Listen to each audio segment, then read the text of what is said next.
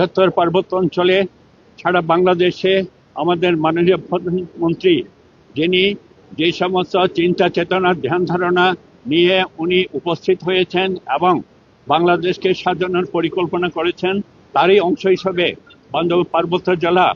অংশ হিসেবে উনি যে মিশন ভিশন এবং এখানকার চিরস্থায়ী শান্তি সম্প্রীতি সংহতি এবং সুষম বন্টন বা বৈষম্য মুক্ত করার জন্য যে উনি দর্শন নিয়ে আছেন, আমি সাদ সিং ফুজিরি